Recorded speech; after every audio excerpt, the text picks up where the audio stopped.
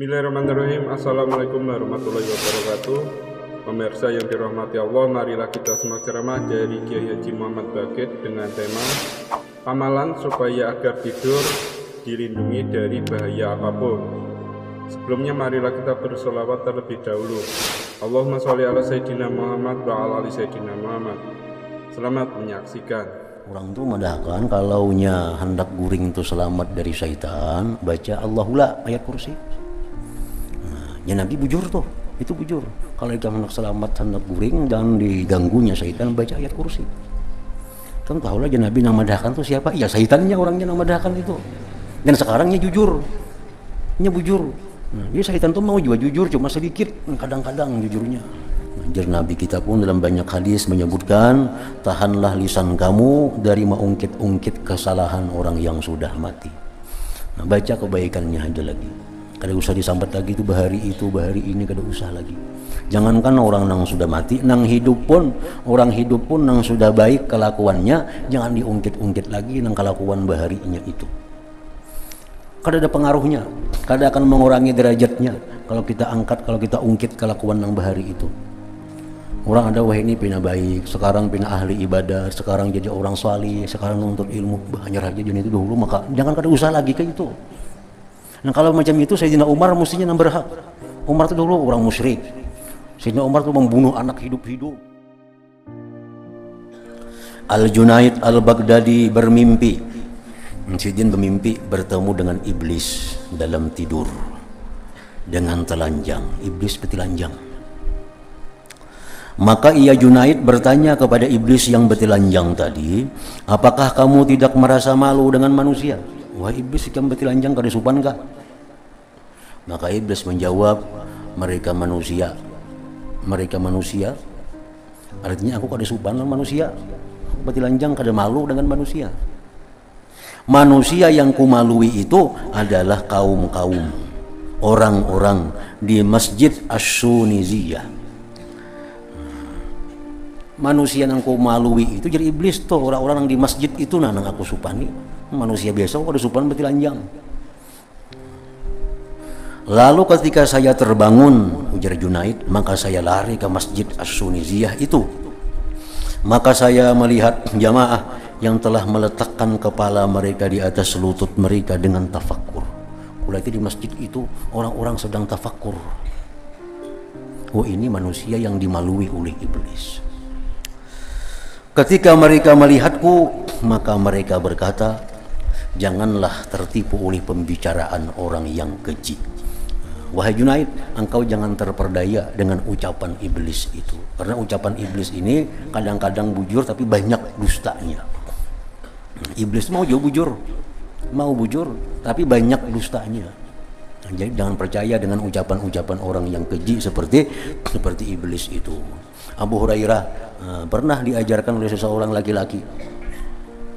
Ujar laki-laki itu, wahai Abu Hurairah, kalau engkau hendak aman guring dari gangguan syaitan,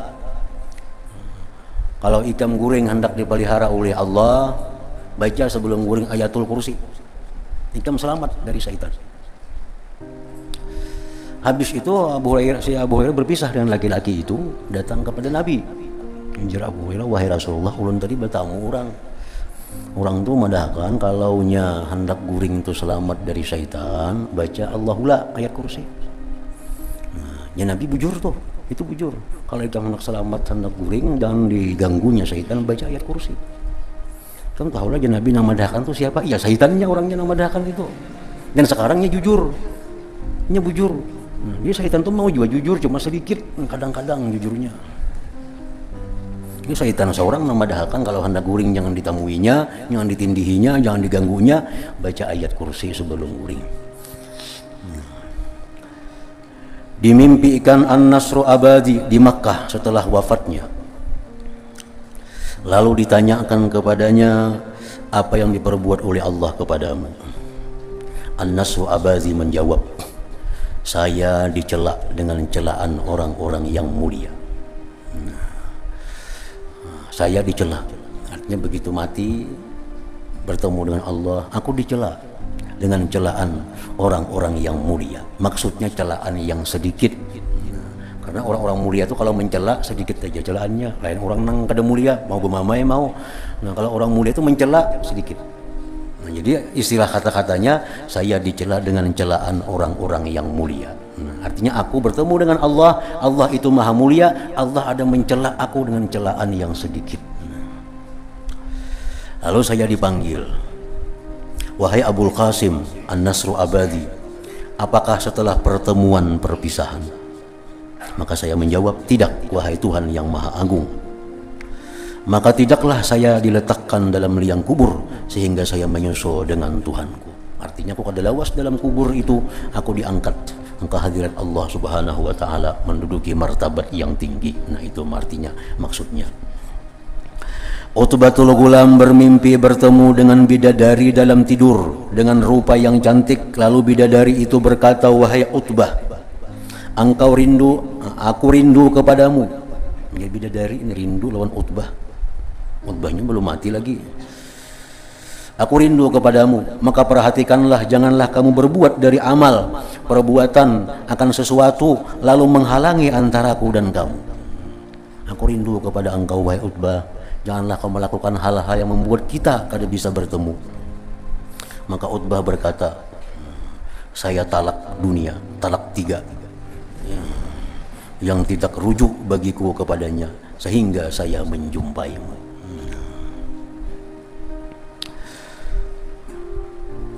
Dikatakan bahwa Ayyub As-Sakhtiyani melihat jenazah orang yang ahli maksiat. Lalu ia masuk ke ruang rumah agar ia tidak mensalatkan atasnya. Ada jenazah lewat di rumah Syekh Abu Ayyub As-Sakhtiyani, seorang waliullah. Melihat jenazah itu orangnya orang ahli maksiat, sini masuk ke rumah. Dan anak umpat yang membayangkan.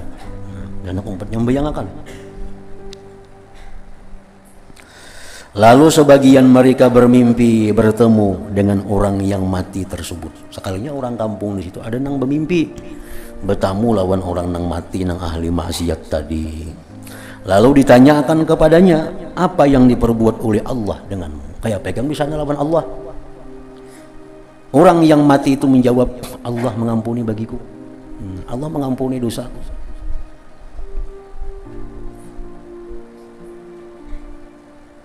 Dan ia terus berkata, ujar nang mati tadi, bacakanlah kepada Ayub, sampaikan lawan tuan guru Abu Ayyub tuh lah, sampaikan. Qul law antum tamlikuna khazaina rahmati rabbi idzan la amsaktum khasyatal infaq wa kanal insanu qatura. Sampaikan kini bila ikan bangun ni lawan tuan guru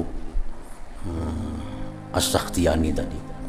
Sampaikan ini firman Allah, katakanlah, kalau seandainya kamu menguasai perbendaharaan rahmatku, niscaya perbendaharaan itu kamu tahan karena takut membelanjakannya. Dan adalah manusia itu sangat kikir. Padahal kan tuan guru itu kita.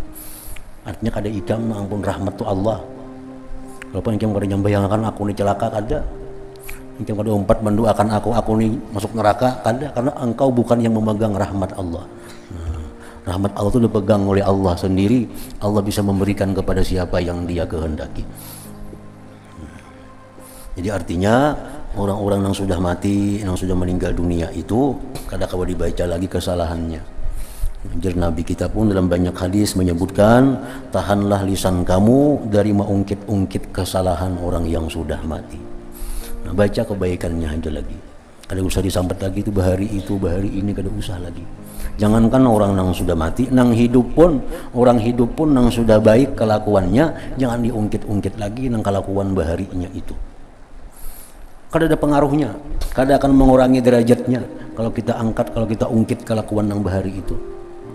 Orang ada wah ini pina baik, sekarang pina ahli ibadah, sekarang jadi orang salih, sekarang nuntut ilmu, banyak aja jenis itu dulu, maka jangan kada usah lagi kayak itu. Nah kalau macam itu Sayyidina Umar mestinya nang berhak. Umar itu dulu orang musyrik. Sayyidina Umar itu membunuh anak hidup-hidup. Sayyidina Umar memakan patung Tuhannya sendiri dimakan sidin. Nah kalau kita boleh membaca nang kada baik itu, mestinya Sayyidina Umar itu paling kada baik orang. Nah, jadi orang yang sudah tobat dari segala dosa itu ditutup dosanya, dosa diangkat lagi. Apalagi orangnya mati, apalagi sudah mati. Nah,